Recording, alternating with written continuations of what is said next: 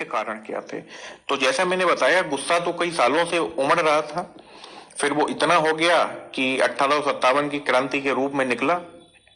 लेकिन ये एकत्रित हो रहा था, जो ब्रिटिश नीतियां थी उनकी वजह से। फिर कुछ तात्कालिक कारण रहे जिनसे एकदम ये त्वरित रूप ले लिया इसने 1857 के रिवॉल्ट ने। हम देखेंगे कैसे स्टार्ट हुआ था, तात्कालिक कारण क्या थे, चिंगारी कहां से उभरी थी। तो इकोनॉमिक कॉज देख लेते हैं, आर्थिक कारण जो थे अलग अलग देखेंगे, आर्थिक कारण, पॉलिटिकल कारण। तो हेवी टैक्सेशन, जो नई राजस्व नीति थी, ये तो कारण रहा ही रहा है। कोई भी रिवॉल्ट हुआ है किसानों से संबंधित या अन्य भी कोई बड़ा रिवॉल्ट हुआ है, कोई भी आंदोलन हुए हैं, उसमें ये राजस्व व्यवस्था जो अंग्रेजों की थी वो तो कारण रही है उसके पीछे। हैवी टैक्सेशन और लैंड रेवेन्यू पॉलिसी, क्योंकि इन्हें कोई मतलब ही नहीं था, कहीं अकाल पड़ रहा है, कुछ हो रहा है, इनको कोई लेना देना नहीं। अभी हम आगे देखेंगे, जब गांधी जी ने आंदोलन किए थे तो उसका भी पीछे यही रीजन थे। जब वो गए थे चंपारण गए थे तो वहां भी यही किसानों पे हैवी टैक्सेशन किया जा रहा था, साथ ही साथ उनको बाध्य किया जा रहा था। फिर उसके बाद हम देखेंगे खेड़ा में, देखेंगे खेड़ा आंदोलन हुआ था जो गांधी जी गए थे, वहां भी यही land revenue, high land revenue policy थी।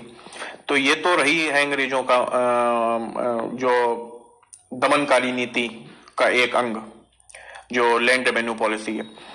Discriminatory tariff policy against Indian good, अब भारतीय सामानों के खिलाफ भेदभावपूर्ण नीति। अब एक तरफ पिछली बार भी हम देख चुके हैं पिछले चैप्टर में, उसमें क्या है कि अंग्रेजों का जो सामान है वो बिना किसी टैक्स के भारत आ रहा है, और भारत की जो सारी मार्केट है उसको कैप्चर कर लिया उन्होंने, और जो भारतीय सामान है उसका निर्यात कर बढ़ा दिया गया है, अन्य ड्यूटी बढ़ा दी गई हैं, तो जिसकी वजह से compete नहीं कर पा रहा है वो विदेशी सामानों से। तो इस प्रकार से जो इंडस्ट्रीज हैं, जो लोकल विलेज इंडस्ट्रीज हैं, इंडियन उद्योग हैं, जो भी हस्तशिल्प उद्योग हैं, वो सब बेकार हो गए थे। और फिर वो कृषि की तरफ पलायन कर गए, जो भी बेरोजगार लोग हुए, फिर कृषि पे लोड पड़ा उससे। अब कृषि हमेशा से ही पॉपुलेशन, जो जितनी आबादी है उसका एक बहुत बड़ा हिस्से को भरण पोषण करती है, बहुत बड़े हिस्से को आपका लिवलीहुड प्रोवाइड करती है जो कृषि है। अब उस पे लोड बढ़ता जा रहा है, बढ़ता जा रहा है, तो फिर उससे प्रॉब्लम होगी। आज की तारीख में भी कृषि जो है बहुत बड़े हिस्से को जीवन यापन का साधन देती है, लिवलीहुड प्रोवाइड करती है।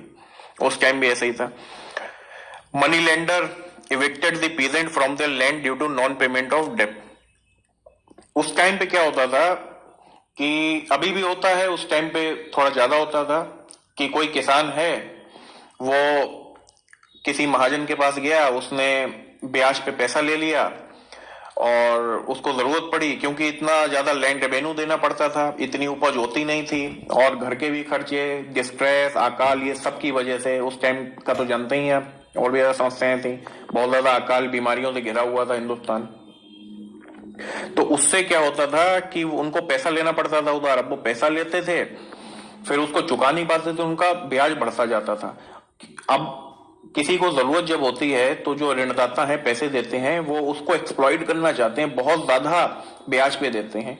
तो बहुत ज्यादा ब्याज पे वो लोग पैसे देते थे, और किसान उनके ब्याज में इतना दब जाते थे कि वो उसको चुका ही नहीं पाते। तो अल्टीमेटली वो क्या करते थे, उनका मोटो पूरा हो जाता था, जो ऋणदाता थे, और किसानों की जमीन को वो हड़प लेते थे, ठीक है, और किसानों को बाहर कर देते थे उनकी जमीन से, क्योंकि इतना ज्यादा ऋण हो जाता था, ब्याज बढ़ बढ़ के जितना पैसा लिया था, सपोज करिए 2000 लिए थे तो 2000 के 10,000 हो जाते थे। ये स्थिति बन गई थी, इतना ज्यादा ब्याज लगाते थे 6-7 साल में। Import of foreign goods ruined the Indian tradition market, तो फॉरेन गुड है वो आ रहे थे बिना किसी ड्यूटी के, बिना किसी एक्सपोर्ट ड्यूटी की, इंपोर्ट ड्यूटी के, हिंदुस्तान की मार्केट को कैप्चर कर लिया, ऐसा मैं बताया। और हिंदुस्तान के सारे जो यहाँ पे निर्माण हो रहा है वस्तुओं का, उनको सबको जो था बाहर कर दिया और पूरा कैप्चर कर लिया मार्केट को। लोकल रूलर जो थे वो काफी वीक हो चुके थे, अंग्रेजों के अधीन उनको काम करना पड़ रहा था, तो इस वजह से उनके पास आर्थिक संसाधन भी कम बचे थे। तो उन्होंने बंद कर दिया संरक्षण देना, जो भी आर्टिस्ट और क्राफ्टमैन थे, शिल्पकार और जो कलाकार थे, उनको संरक्षण देना बंद कर दिया। तो इस वजह से वो कलाकार और शिल्पकार बेरोजगार हो गए, उनको दूसरे काम देखने पड़े, और भारतीय हस्तशिल्प की जो बर्बादी थी उसने कृषि पर बोझ बढ़ा दिया। तो हस्तशिल्प तो बर्बाद हो ही गया, संरक्षण देना मिलना बंद हो गया, जो कारीगर थे और जो कलाकार थे, साथ ही साथ कृषि पर भी बोझ पड़ा। Absence of industrialisation on modern lines. तो उस टाइम पे क्या हो रहा था कि तमाम जो देश थे, यूरोपियन कंट्रीज थी, उनमें मॉडर्नाइजेशन हो रहा था, इंडस्ट्रियलाइजेशन हो रहा था, लेकिन हिंदुस्तान में ऐसा कुछ नहीं था। और हिंदुस्तान की जो ट्रेडिशनल इकोनॉमी थी वो भी बिल्कुल इन लोगों ने बेकार कर दी, उसको नष्ट कर दिया था। जो भी आपका ट्रेडिशनल इंडस्ट्री थी, जो भी हाथ से चीजें बनाई जाती थी, सेल्फ सफिशिएंट विलेज इकोनॉमी होती थी, आत्मनिर्भर अर्थव्यवस्था थी गांवों की हिंदुस्तान के, लेकिन वो पूरी बर्बाद कर दी थी इन लोगों ने। अब राजनीतिक कारण की बात कर लेते हैं। तो देखिए, जो लालची पॉलिसी थी ईस्ट इंडिया कंपनी की, सब उससे परिचित हो गए थे। उनकी जो नीतियां थी ऐसी थी कि कब्जा करना चाह रहे थे अपना, किसी भी प्रकार का कोई हितों से मतलब नहीं था भारतीयों के उनको। इस प्रकार की शोषणकारी उनकी नीतियां थी। साथ ही साथ टूटे हुए वादे वो करते थे, अलग अलग रूलर्स के संग ट्रीटी करते थे और समय आने पर उन ट्रीटी में किए गए वादों को तोड़ देते थे। जैसे मैसूर के शासकों के संग ट्रीटी में वादे किए, तोड़े उन्होंने, और फिर आपका मराठाओं के संग वादे तोड़े, अहोम शासक के संग वादे तोड़े, और तमाम ऐसे एग्जाम्पल हैं जिनके संग ट्रीटी करी, लेकिन मौका आने पर उनको अपना ट्रीटी के अनुसार काम नहीं किया, अपना समर्थन नहीं दिया, उस ट्रीटी को इन्होंने पूरी तरह से अनफॉलो कर दिया।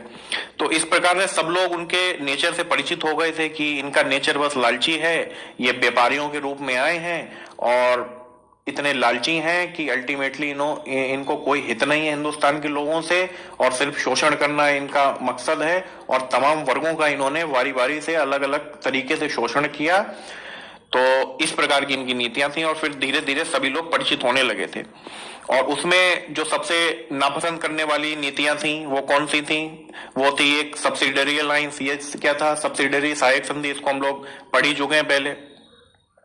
इसमें यह था कि कोई लोकल रूलर है, उसको अपनी सेना हटा देनी है और वहां पे ब्रिटिश सेना स्टेशन रहेगी। ब्रिटिश सेना वहां पे उसकी जो क्षेत्र है, उसका जो रीजन है, राज्य है, उसकी रक्षा करेगी और बदले में रूलर जो है वो पैसे देगा अंग्रेजों को। ठीक है, तो इस प्रकार से तो रूलर का पूरे राज्य पर कब्जा इनडायरेक्टली अंग्रेजों का ही हो गया। जब सेना ही उसकी नहीं रहेगी तो फिर वो कहां से अपनी सुरक्षा करेगा? तो उसका तो पूरा ऑटोनॉमी चली गई ना।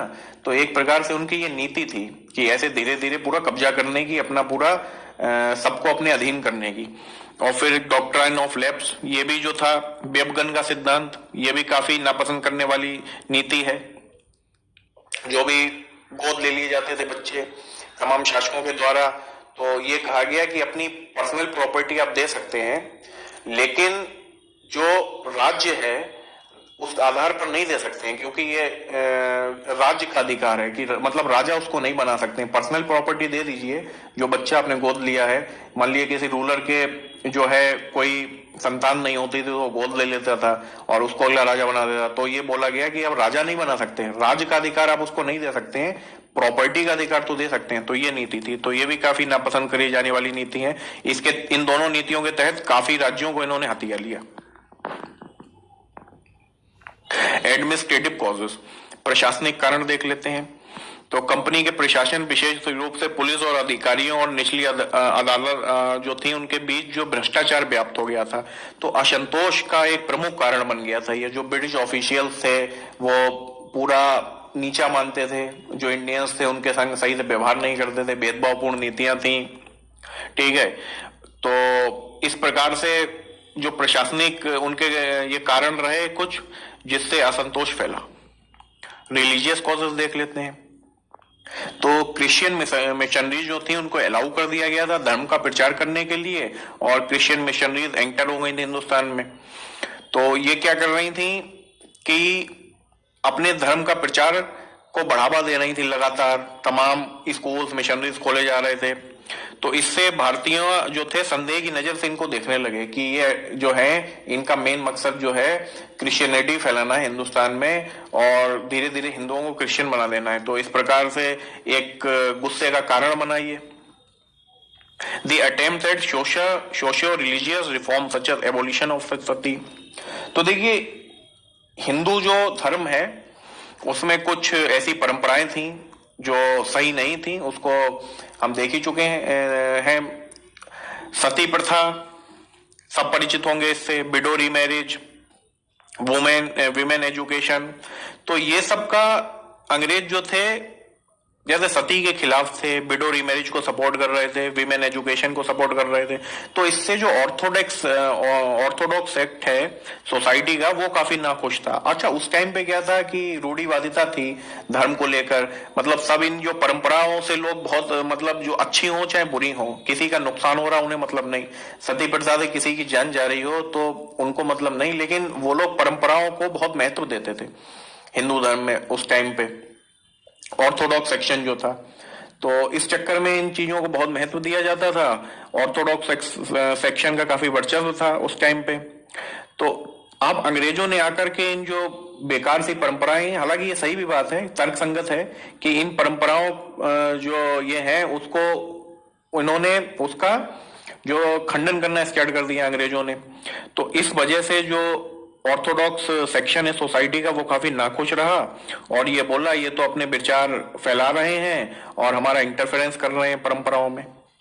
तो ये भी जो था एक कारण था, रिलीजियस कॉज था गुस्सा उत्पन्न करने का।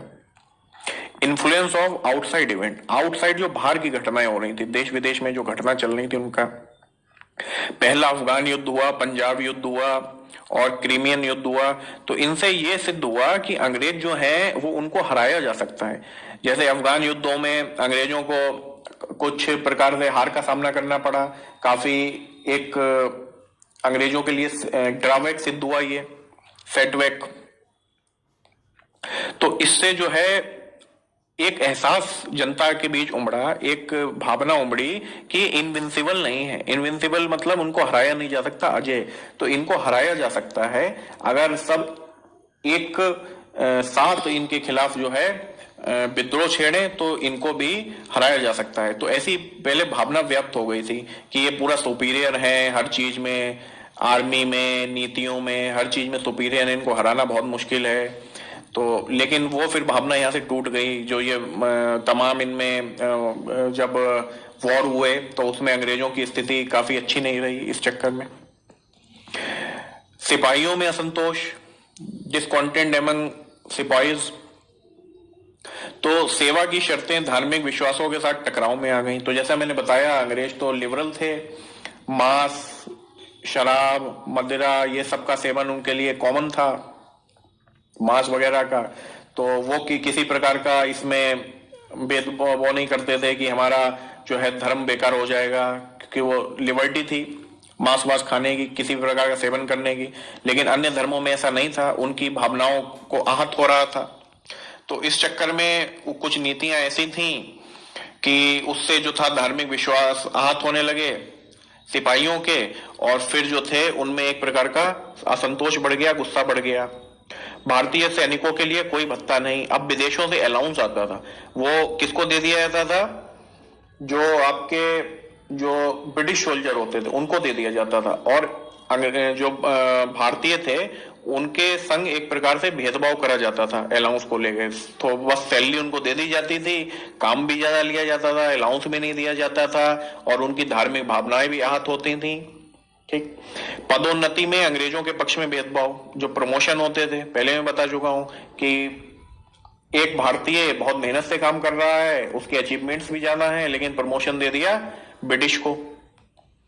1857 से पहले सिपाही विद्रोह का एक लंबा इतिहास। तो इससे पहले सिपाही म्यूटिनी हमने पढ़ी, कैसे वेलोर म्यूटिनी 1806 में हुई, बंगाल म्यूटिनी हुई थी, अलग अलग जो यूनिट्स थी उनमें, इन्फेंट्री थी उनमें म्यूटिनी हुई थी, कई सारी म्यूटिनी हो चुकी थी 1857 से पहले। तो इस प्रकार से इतिहास रहा था म्यूटिनी होने का। तो इस बार भी जो था म्यूटिनी होनी थी, क्योंकि बहुत भेदभाव किया जा रहा था सिपाहियों के साथ, भारतीय सिपाहियों के साथ। अब चिंगारी, तो ये सब हमने पढ़ा, ये सब नीतियां थी कि कैसे गुस्सा उमड़ रहा था उनके बीच। वो सब लोग जो चाह रहे थे कि ब्रिटिश जो है यहां से निकले, और एक मौका ढूंढ रहे थे कि कैसे अपना असंतोष जाहिर करें। अब कहीं ना कहीं से निकलना था, एक चिंगारी चाहिए ही होती है, तत्कालिक कारण चाहिए होता है, वो तत्कालिक कारण मिल गया, ये मंगल पांडे। अब देखिए, ऐसा एक खबर फैल गई कि जो आटा है उसमें हड्डी का बुरादा मिला हुआ है, और ये बात फैल गई कि जो रॉयल एनफील्ड की राइफल का कारतूस है उसका में जो रैपिंग पेपर होता है वो बीफ का, सूअर की चर्बी का बना हुआ है। तो इससे असंतोष बढ़ गया और विद्रोह में बदल गया। और सबसे पहला छेड़ने वाले कौन थे? मंगल पांडे। मेरठ से प्रारंभ हुआ। तो एक 34 नेटिव इन्फेंट्री थी, इसको याद रखिएगा, उसके सिपाही थे मंगल पांडे। बैरकपुर में उन्होंने अपनी जो इकाई के प्रमुख सार्जेंट पर गोलीबारी कर दी, उसको मार दिया। फिर 18 अप्रैल को इनको फांसी दे दी गई, इनको हटा करके सैनिक पद से। फिर क्या हुआ, ये जो बात थी घटना की पूरे में फैल गई। फिर अन्य जो रेजिमेंट थे उन्होंने भी कारतूसों का विरोध किया, और फिर इसमें मेरठ में तैनात भारतीय सैनिकों के बीच एक असामान्य विद्रोह ने को जन्म दिया। जो मेरठ में जितने भी सैनिक थे उनमें एक विद्रोह फैल गया जब ये घटना हुई मंगल पांडे की। फिर उसके अगले दिन 10 मई को उन्होंने अपने कैद किए गए साथियों को रिहा किया, जो भी कैद किए गए थे साथी। सैन्य अधिकारियों की हत्या की और विद्रोह को उकसाया, विद्रोह को बढ़ावा देने का काम किया, और फिर वो दिल्ली के लिए रवाना हो गए इस मकसद से कि अब की विद्रोह करना ही करना है, बड़ा विद्रोह। तो ये थी चिंगारी, यहां से ये स्टार्ट हुआ था, मेरठ से स्टार्ट हुआ था। मंगल पांडे की ने वो गोलीबारी की, फिर उनको फांसी दी गई, फिर उसके बाद मेरठ में विद्रोह फैल गया। फिर 10 मई को ये लोग जो थे इन्होंने अपने साथियों को रिहा कराया और सैन्य अधिकारियों की हत्या की, और फिर दिल्ली के लिए रवाना हो गए। बहादुर शाह जफर का चयन किया गया सिंबॉलिक हेड के रूप में, मुखिया के रूप में, लीडर के रूप में। ऐसा क्यों किया गया बहादुर शाह जफर को? क्योंकि मुगल डायनेस्टी जो थी उसका एक लंबा इतिहास रहा हिंदुस्तान में, और एक पॉलिटिकल यूनिटी का प्रतीक थी वो। उसके टाइम पे भी भारत एक था पॉलिटिकली, और उस टाइम की कंडीशन और इस टाइम की कंडीशन का अगर कंपैरेटिव एनालिसिस किया जाए तो उस टाइम पे लोग ज्यादा खुश थे इस टाइम के मुकाबले। ब्रिटिश ने तो बहुत शोषण किया था और उससे आर्थिक समस्याएं उत्पन्न हो गई थी तमाम। अगर कंपैरेटिवली देखा जाए तो मुगलों के टाइम पे ज्यादा खुश थे लोग। तो इस तरह से पुरानी जो कंडीशन है उसको रिस्टोर करने के लिए जो बहादुर शाह थे, जो मुगल डिसेंट थे, उनको जो है सिंबॉलिक हेड बनाया गया इस रिवॉल्ट का। नागरिकों का जुड़ना, विद्रोह जो था उसमें विद्रोहियों ने दिल्ली पर कब्जा कर लिया। उसके एक महीने के भीतर विद्रोह देश के विभिन्न हिस्सों में भी फैल गया। जब सबसे प्रारंभ कहां से हुआ? दिल्ली से। दिल्ली क्या थी? Nerve of the revolt. फिर दिल्ली से होते होते ये अन्य हिस्सों में फैल गया, और फिर अन्य जगहों पे अन्य लोग जो लीडर थे उनके नेतृत्व में इस विद्रोह का संचालन हुआ। देखेंगे अभी उसको अलग अलग जगहों पर। सिपाहियों का विद्रोह नागरिक आबादी के विद्रोह के साथ था। जो सिपाही विद्रोह के रूप में ये उत्पन्न हुआ था, म्यूटिनी, सिपाही म्यूटिनी के रूप में, फिर इसको जो है नागरिकों ने अपना सपोर्ट दिया और नागरिक और सिपाही विद्रोह एक संग चलने लगे। सिविलियन और आर्मी रिवॉल्ट ने एक रूप ले लिया, एक रूपता आ गई इनमें। फिर ये उत्तर पश्चिमी प्रांत और अवध में भी फैल गया। किसान, कारीगर, दुकान, जो दिहाड़ी के मजदूर होते थे, जमींदार, पंडित, पुजारी, सिविल सेवकों द्वारा विद्रोह में व्यापक भागीदारी हुई, जिसने इसे एक असल ताकत के साथ एक लोकप्रिय विद्रोह का चरित्र दिया। तो मेन चीज इसकी क्या थी कि सब वर्गों का पार्टिसिपेशन इसमें हुआ। जहां जहां भी ये हुआ उसमें हिंदू मुस्लिमों ने बढ़ चढ़कर भाग लिया, और समाज के जो अन्य वर्ग थे उन्होंने बढ़ चढ़कर भाग लिया। तो इसी वजह से इस रिवॉल्ट को एक यादगार रिवॉल्ट के रूप में देखा जाता है और पहली बड़ी क्रांति के रूप में देखा जाता है। रिवॉल्ट तो इससे पहले भी हुए, लेकिन इसकी विशेषता थी इसका मास पार्टिसिपेशन, जो जन भागीदारी थी। समाज के विभिन्न वर्गों ने भागीदारी दी। लीडर्स ऑफ द रिवॉल्ट, विद्रोह के नेतृत्व करता। तो दिल्ली में क्या था बता ही चुके हैं। जो संपूर्ण जो रिवॉल्ट है उसका लीडर किसको चुना गया था? बहादुर शाह जफर को। लेकिन रियल कमांडर कौन था? जनरल वक्त खान। ठीक है, नॉमिनल लीडरशिप थी दिल्ली में किसको बिलोंग करती थी? बहादुर शाह जफर को। लेकिन रियल कमांडर जनरल वक्त खान, क्योंकि बहादुर शाह जफर जो थे काफी एजेड थे, कहां वो अब इस उम्र पे लड़ पाएंगे। लेकिन केवल उनको एक, क्योंकि मुगलों के जो थे वंशज थे, तो इस वजह से उनको एक प्रकार से सिंबॉलिक हेड बना दिया गया था इसका। क्योंकि इससे पहले मुगल शासन था और मुगलों की वही कंडीशन को फिर से रिस्टोर करने के लिए पुरानी। Emperor Bahadur Shah was perhaps the weakest link. तो बहादुर शाह जो थे सिंबॉलिक हेड तो बना दिया गया था, लेकिन वो वीकेस्ट लिंक थे। 80 साल से ज्यादा की उनकी उम्र हो गई थी, कोई किसी प्रकार की उनमें लीडरशिप क्वालिटी इतनी नहीं थी, वीक पर्सनालिटी हो चुके थे, old age, lack of leadership. तो इस प्रकार से ये एक वीकनेस थी रिवोल्ट की। कानपुर, कानपुर में नाना साहब थे, उनके द्वारा ये लीड किया गया। ये अंतिम पेशवा जो थे बाजीराव के दत्तक पुत्र थे, गोद लिए हुए। नाना साहब expelled the English from Kanpur. नाना साहब ने कानपुर से अंग्रेजों को खदेड़ दिया, खुद को पेशवा घोषित कर दिया वहां का। तो कानपुर की लीडरशिप किसने करी? नाना साहब ने। बहादुर शाह को भारत का सम्राट स्वीकार किया उन्होंने, उनकी अधीनता में कानपुर में खुद को पेशवा घोषित किया और बहादुर शाह को भारत का सम्राट जो था स्वीकार किया कि अब हम जो है बहादुर शाह सम्राट रहेंगे और हम उनकी अधीनता में कानपुर को संभालेंगे पेशवा उनके। खुद को उनका गवर्नर घोषित किया। व्हीलर जो था, ह्यू व्हीलर, वहां का कमांडिंग ऑफिसर जो था, उसने सरेंडर कर दिया कानपुर में और उसकी फिर हत्या कर दी गई बाद में। बेगम हजरत महल जो थी, उन्होंने लखनऊ का दारोमदार संभाला, लखनऊ पर नियंत्रण स्थापित किया और 4 जून 1857 को विद्रोह वहां पे शुरू हुआ। ब्रिटिश रेजिडेंट हेनरी लॉरेंस, कुछ यूरोपियन और कुछ 100 वफादार सिपाहियों ने जो रेजिडेंसी थी, ब्रिटिश रेजिडेंसी, उसमें शरण ली। रेजिडेंसी भारतीय विद्रोही द्वारा घेर ली गई। उसमें कुछ बंद थे, कुछ सिपाही थे और बाकी कुछ यूरोपियंस थे, वो उसके अंदर थे। फिर उन्होंने जो था सन हेनरी को मार दिया और मार्च 1858 में अंग्रेजों ने वापस उसको प्राप्त कर लिया। जब भी विद्रोह ये खत्म हुआ था, उसके बाद जब अंग्रेजों ने इसको प्राप्त किया है। बरेली में खान बहादुर के द्वारा दारोमदार संभाला गया। ये जो रुहेलखंड के पूर्व रूलर थे, उनके वंशज थे, ये अंग्रेजी पेंशन पे थे। ये संतुष्ट नहीं थे, ऑटोनॉमी चाह रहे थे, पॉलिटिकल ऑटोनॉमी चाह रहे थे और अधिकार चाह रहे थे। अंग्रेजों की पेंशन से संतुष्ट नहीं थे, तो इन्होंने क्या करा, सेना इकट्ठी करी और फिर अंग्रेजों को कड़ी चुनौती दी। बहुत बड़ा रोल इनका बरेली में खान बहादुर का। तो इन सबके नेतृत्वकर्ताओं के जो लीडर हैं, उनके नाम याद रखिए अलग अलग जगहों पर, ठीक। बिहार में कुंवर सिंह जो जगदीशपुर के जमींदार हैं, इन्होंने दारोमदार संभाला, इनके नेतृत्व में आंदोलन हुआ, जन विद्रोह हुआ। मौलवी अहमद उल्लाह और फैजाबाद, फैजाबाद में मौलवी अहमद उल्लाह के नेतृत्व में हुआ, ठीक है। नाम तब ध्यान रखिएगा, मैचिंग में आ सकते हैं। देखिए ये सब तो फेमस हैं, जैसे बेगम हजरत महल लखनऊ की फेमस है, कानपुर में नाना साहेब, ये सब फेमस है, आप इनके भी याद रखिए। अब क्वेश्चन में ये आ सकते हैं, बिहार के कुंवर सिंह, एक क्वेश्चन में भी जल्दी आया था कुंवर सिंह, और मौलवी अहमदुल्लाह फैजाबाद के, और झांसी के सबको ही पता होता है रानी लक्ष्मीबाई। तो जो सबसे आउटस्टैंडिंग लीडर थी इस रिवोल्ट की, वो रानी लक्ष्मीबाई थी। उन्होंने एक नारा दिया, मैं अपनी झांसी नहीं दूंगी। काफी परेशान कर रखा था अंग्रेजों ने इन्हें।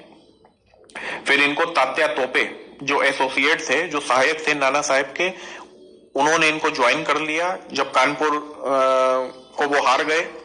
और जो रानी थी झांसी की और तात्या तोपे थे, उन्होंने ग्वालियर की तरफ मार्च कर दिया, जहां पे इनको इंडियन जो सोल्जर थे उन्होंने इनका स्वागत किया, इनको समर्थन दिया बढ़ चढ़कर। लेकिन जो वहां के रूलर थे, सिंधिया लोकल रूलर जो थे, उन्होंने अंग्रेजों की तरफ रहने का जो था निर्णय लिया और इनको कोई भी सपोर्ट नहीं दिया, जो लोकल रूलर थे।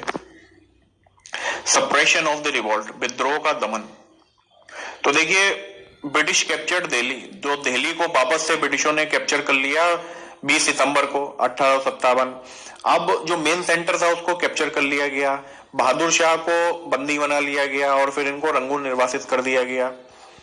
जो अन्य जो लोकल प्रिंसेस थे, जो भी विद्रोह में अपना भागीदारी दे रहे थे, उनको भी कैप्चर करके उनको मार दिया गया on the spot. With the fall of Delhi the focal point of the revolt disappeared. तो जैसे ही दिल्ली अंग्रेजों के कब्जे में आया और फिर फोकल पॉइंट जो केंद्र था वो चला गया, जब मेन सेंटर चला गया, फिर अन्य जगहों का भी रिवोल्ट हल्का पड़ गया, देखेंगे उसको। नाना साहेब जो थे कानपुर में, उनको हरा दिया गया और फिर वो नेपाल उनको जाना पड़ा बचकर। Rani of Jhansi had died on the battlefield earlier in 1858 Rani Lakshmibai जो थी, सभी परिचित होंगे कि वो बैटलफील्ड में मरी हैं लड़ते हुए, अंग्रेजों का सामना करते हुए। कुंवर सिंह, वक्त खान, खान बहादुर बरेली और राव साहेब, नाना साहेब, ब्रदर ऑफ नाना साहेब, मौलवी अहमदुल्ला, फैजाबाद वाले, ये सब लगभग 1859 तक ये सारे मर गए थे। कुछ को अंग्रेजों ने मारा, कुछ अन्य कारणों की वजह से मर गए। While the Begum of Awadh was compelled to hide in Nepal, तो नाना साहिब भी नेपाल चले गए थे बचकर, और बेगम हजरत महल थी, उनको भी नेपाल जाना पड़ा। नहीं जाती तो फिर अंग्रेज बहुत बुरा बर्ताव करते इनके साथ। By the end of 1859 the British authority over the India was fully reestablished, तो लगभग 1859 तक, आखिर तक पूरी तरह से ब्रिटिश शासन स्टेब्लिश हो गया था वापस से हिंदुस्तान पर। विद्रोह विफल क्यों रहा, उसके कारण देख लेते हैं। तो अखिल भारतीय भागीदारी अनुपस्थित थी। हालांकि ये एक मास मूवमेंट था, पुराने अगर रिवॉल्ट के कंपैरिजन में देखा जाए तो इसमें बहुत ज्यादा भागीदारी थी जनों की, अलग अलग वर्गों ने इसमें भागीदारी दी थी, लेकिन फिर भी हर वर्ग की भागीदारी नहीं थी इसमें। जो लोकल रूलर थे कई जगहों के, जैसे हमने अभी देखा सिंधिया ने कैसे अंग्रेजों का साथ दिया, और भी अन्य रूलर थे बहुत सारे, अगर वो सारे साथ देते तो शायद विद्रोह जो था सफल हो जाता अल्टीमेटली, लेकिन उन्होंने साथ नहीं दिया, उन्होंने अंग्रेजों का साथ देने का फैसला किया, तो सभी वर्ग इसमें शामिल नहीं हुए थे। बहुत बड़ा मूवमेंट था, बहुत ज्यादा जन भागीदारी हुई थी अगर पुराने जो 1857 से पहले के आंदोलन है उनके कंपैरिजन में देखा जाए, लेकिन उतनी ज्यादा नहीं हुई थी जितनी और ज्यादा होनी चाहिए थी। तो अखिल भारतीय लेवल पे नहीं था एक तो, मतलब कोई जैसे डेक्कन वाला एरिया था वो काफी अछूता रहा इससे। ये मेन कहा था इधर दिल्ली से लेके कानपुर, झांसी और लखनऊ, ठीक है, यहां वाले एरिया में कन्फाइंड रहा। कमजोर हथियार थे अंग्रेजों के पास, वेल डेवलप्ड एडवांस हथियार थे, इनके जो हथियार थे कमजोर थे। संगठन भी कमजोर था क्योंकि एकदम ये त्वरित हुआ था, कोई पूर्व किसी प्रकार की एक उसके पीछे प्लानिंग नहीं थी कि विद्रोह इस तारीख पे होगा, एकदम हो गया, ये चिंगारी पनपी और हो गया, और कोई भी प्रॉपर संगठन नहीं था। अब देख लिया जो लीडर था वो इन्होंने किसको बनाया, आपका 80 साल के व्यक्ति को बना दिया सिंबॉलिक हेड के रूप में, तो वो भी कमजोरी का कारण था। कोई एकीकृत विचारधारा ना होना, एकीकृत विचारधारा नहीं थी कि अल्टीमेटली चाहते क्या है, सब अलग अलग जगहों पर अलग अलग लीडरों के नेतृत्व में हो रहा था, उनके विचार में भी मतभेद था। तो इस प्रकार से ये जो कारण थे फेल होने के विद्रोह के, ये सब थे। नेचर ऑफ द रिवॉल्ट, विद्रोह की प्रकृति। अब अलग अलग जो बुद्धिजीवी वर्ग हैं उनमें अलग अलग व्यक्ति जो हैं अलग अलग तरीके से इसको जो है एक्सप्लेन किया है। कुछ जो ब्रिटिश है उन्होंने इसको एक बहुत बार्बरिज्म बताया है, एक प्रकार से बहुत ही ज्यादा इसकी निंदा की है कि ये अनपढ़ों का आंदोलन था, बिना किसी संगठन के, बेकार, मतलब बहुत ज्यादा इसकी आलोचना निंदा की है। जो इंडियंस हैं उन्होंने इसके प्रति सहानुभूति दिखाई, सिंपैथी दिखाई है, और इसको एक सपोर्ट किया है, समर्थन दिया है इसका। जैसे बीर सावरकर ने लिखा है वार ऑफ इंडिपेंडेंस, स्वतंत्रता के लिए ये युद्ध था। और आरसी मजूमदार, ये इनका थोड़ा निष्पक्ष है, इन्होंने लिखा है कि ना तो ये पहला था और ना ही स्वतंत्रता के लिए युद्ध था। ऐसा इन्होंने क्यों लिखा? पहला इसलिए नहीं था क्योंकि 1857 से पूर्व भी कई आंदोलन हो चुके थे, और स्वतंत्रता के लिए इसलिए नहीं था क्योंकि अल्टीमेटली वापस से पुरानी फॉर्म में तो जा रहे थे। इसका उद्देश्य क्या था? जो बहादुर शाह हैं उनको सिंबॉलिक हेड बनाने का उद्देश्य तो यही था कि वापस से पुरानी फॉर्म में जा रहे हैं। कोई स्वतंत्रता पॉलिटिकल ऑटोनॉमी के लिए थोड़ी हो रहा था कि अंग्रेजों को बस भगा देंगे, उसके बाद क्या होगा इसका कोई निर्णय नहीं था कि जो बहादुर शाह जफर हैं वो राजा बन जाएंगे, फिर सब उनके अंडर में काम करेंगे। तो ये इंडिपेंडेंस के लिए नहीं था कि कोई मतलब प्रॉपर से कोई कॉन्स्टिट्यूशन तो बन नहीं रहा था नया, या कोई सरकार बन रही थी हिंदुस्तान में, ऐसा था नहीं। तो ये आरसी मजूमदार ने लिखा। बीडी सावरकर ने तो सिंपली इसको लिख दिया है वार ऑफ इंडिपेंडेंस। लॉरेंस और सीली ने लिखा है कि केवल एक सिपाही म्यूटिनी थी और कुछ नहीं था। तो हम ये कह सकते हैं, अगर देखा जाए तो संक्षेप में इसको डिफाइन करना है कि इसने बीज बो दिया था नेशनलिज्म का। अभी तक जो आंदोलन हो रहे थे वो रीजनल हो रहे थे। ये पहला आंदोलन हुआ जो थोड़ा राष्ट्रवादी सोच थी इसके पीछे। ब्रिटिश को भगाना है हिंदुस्तान से और हिंदुस्तान को यूनाइट करके बहादुर शाह जफर को उसका सिंबॉलिक हेड बना देना है। और मतलब हिंदुस्तान के लिए बात हो रही थी यहाँ पे, थोड़ा एक प्रकार से राष्ट्रवाद इससे थोड़ा सा यहाँ पे पनपा था। और फिर धीरे धीरे धीरे पनपते हुए इसने रूप ले लिया। आगे के आंदोलन देखेंगे, फिर गांधी जी का उदय हुआ, इन सबको देखेंगे हम लोग, कांग्रेस के उदय देखेंगे। अब इसके कंसिक्वेंसेस की बात करते हैं, परिणाम की बात करते हैं। तो देखिए, इसका सबसे मुख्य परिणाम ये हुआ कि कंपनी बेदखल हो गई, कंपनी के अधिकार उससे छीन लिए गए और उसको भारत की पावर से बेदखल कर दिया गया। अभी प्रत्यक्ष जिम्मेदारी किसकी थी प्रशासन की? वो ब्रिटिश क्राउन ने ले ली। ब्रिटिश क्राउन के हाथ में पावर आ गई।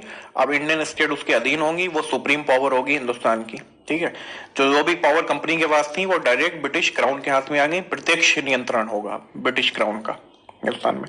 अब ब्रिटिश शासन आ गया हिंदुस्तान में पूर्ण तरीके से, डायरेक्ट।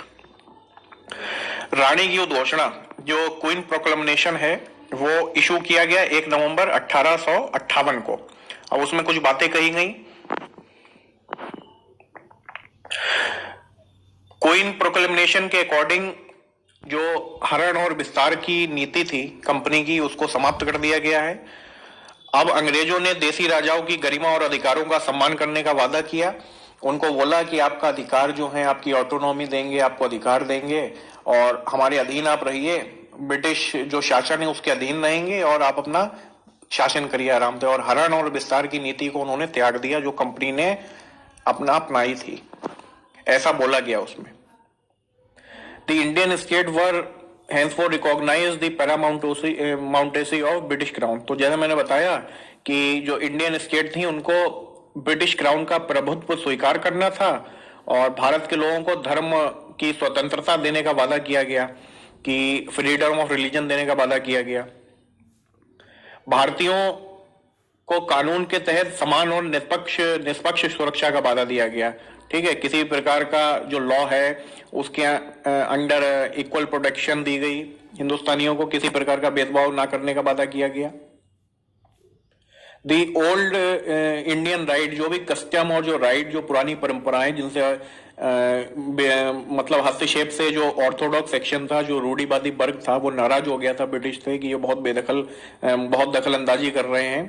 तो इस सब को ध्यान में रखते हुए जो ये प्रोक्लेमेशन था उसमें बात की गई कि जो पुराने रीति रिवाज हैं, जो भारतीय पुराने रीति रिवाज हैं धर्मों के और जो प्रथाएं हैं, उनका पूरा ध्यान रखा जाएगा। कोई भी क्रिया करते हुए, कोई भी एक्टिविटी करते हुए, कोई भी कानून निर्माण करते हुए, कोई भी प्रशासन का कार्य करते हुए, उन सारी चीजों का ध्यान रखा जाएगा। जो ओल्ड कस्टम है, ओल्ड ट्रेडिशन है, उन सब चीजों का।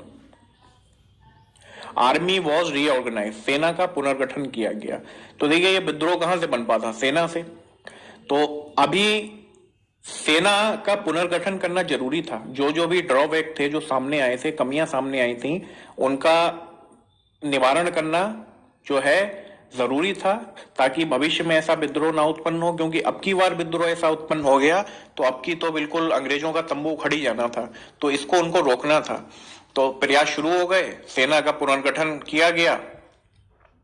जो इंडियन सोल्जर थे उनको रिड्यूस कर दिया गया, क्योंकि विद्रोह के समय अगर अगला विद्रोह होता है तो इंडियन सोल्जर कम संख्या में होंगे, तो उससे विद्रोह को दबाया जा सकता है। और यूरोपियन सोल्जर थे वो इंक्रीज कर दिए गए, एफर्ट किए गए। जो आर्मी थी उसको दूर रखा गया सिविलियन पॉपुलेशन से, ऐसे प्रयास करे गए। हायर जो पोस्ट थी जितनी सारी ब्रिटिश जो थे उनके लिए आरक्षित रख दी गई। जितने भी यूरोपियन थे, जैसे आर्टिलरी डिपार्टमेंट है, तोपखाना है, और जो सारी इंपॉर्टेंट पद जिम्मेदारी थी वो सारी यूरोपियंस के लिए रिजर्व रखी गई, आरक्षित कर दी गई। भारतीयों को लोअर पद दिए जाने लगे और उनके सैनिकों की संख्या भी कम कर दी। British laid emphasis on complete non interference. तो ब्रिटिश समाज की जो पारंपरिक संरचना में बिल्कुल हस्तक्षेप करने पर जोर दिया। जो ब्रिटिश थे उन्होंने भारतीय समाज की जो परंपरा थी उसमें हस्तक्षेप करने में कम जोर दिया। उन्होंने ये बोला कि देखिए, अंग्रेजों ने पहले ये बोलते थे कि हम व्हाइट हैं और व्हाइट का काम ये है कि वो सुपीरियर हैं, अन्य समाजों में सुधार करें।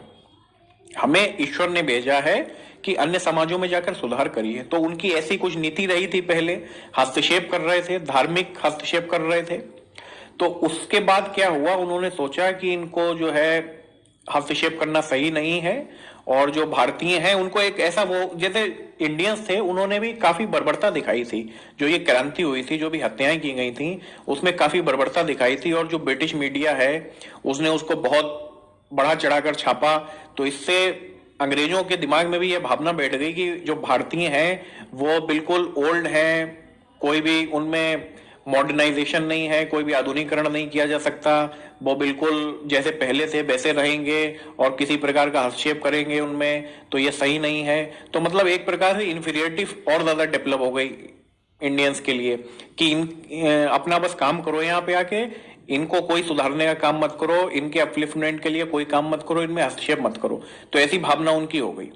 तो जो हस्तक्षेप करने की सोच रहे थे ट्रेडिशन के साथ ब्रिटिश, उसका युग समाप्त हो गया। इसी के साथ सुधारों का युग भी समाप्त हो गया। जो भी ट्रेडिशन थी बेकार सी, उनको खत्म करने का युग भी समाप्त हो गया। हस्तक्षेप करना बंद कर दिया और परंपराओं में दखल अंदाजी करना बंद कर दिया। लेकिन जो 1857 की क्रांति थी उसने एक चीज दिखा दी अंग्रेजों को, unity, Hindu Muslim unity. Hindu Muslim unity दिखा दी इसलिए, देखिए हिंदुओं ने बढ़ चढ़कर भाग लिया, मुसलमानों ने भी बढ़ चढ़कर भाग लिया। सिंबॉलिक हेड किसको बनाया गया? बहादुर शाह जफर को। किसी प्रकार का कोई भेदभाव नहीं किया गया, सबने पूरा अपना जो है दमखम से, जिसने भी भाग लिया, सहयोग किया आंदोलन में। तो ये बात एक डराने वाली थी अंग्रेजों के लिए कि भविष्य में ऐसा कभी आंदोलन होता है तो हमारा तंबू तो उखड़ ही जाएगा, भागना ही पड़ेगा। तो उन्होंने नीतियां एडॉप्ट करनी प्रारंभ कर दी, पॉलिसीज एडॉप्ट करना प्रारंभ कर दी। उसके तहत इन्होंने फूट डालो राज करो की नीति पे जोर देना शुरू कर दिया इस विद्रोह के बाद, 1857 के विद्रोह के बाद, कि कुछ ऐसा करो कि हिंदू मुस्लिमों को अलग करो, इनको ये दिखाओ कि एक दूसरे के हित अलग अलग हैं और दोनों संग संग जो है डेवलप नहीं कर सकते। तो आगे हम देखेंगे 1909 के रिफॉर्म, मॉन्टे मिडलो और अलग अलग जहां पे फूट डालो की कोशिश करी गई, और फिर अल्टीमेटली ये नीति का कारण क्या बना? भारत का विभाजन, नेशन था। फिर उसके बाद 1861 में भारतीय सिविल सेवा अधिनियम पारित किया गया, Indian Civil Service Act 1861। Significance of revolt, विद्रोह का महत्व, जो सिग्निफिकेंस था उस देख लेते हैं।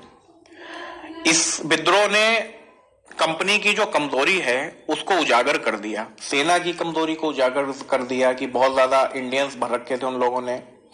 पहले बहुत ज्यादा इंडियंस थे, अब की क्या रूल बना दिया कि 1/3 रहेगा, मतलब 1:3 का रेशो रहेगा। अगर 1 यूरोपियन है तो 3 इंडियन रहेंगे। पहले ये संख्या और ज्यादा हुआ करती थी, और बंगाल वाले एरिया में जो ये क्रांतिकारी गतिविधियों का गढ़ माना जाता था उसमें 1 और 2 का रेशो रहेगा। ठीक है, 1 यूरोपियन पर 2 इंडियन, मतलब वहां पे ज्यादा यूरोपियन तैनात किए गए सैनिकों में बंगाल में। ठीक है, तो ये सब किया गया विद्रोह को रोकने के लिए, जो भी भविष्य में हो।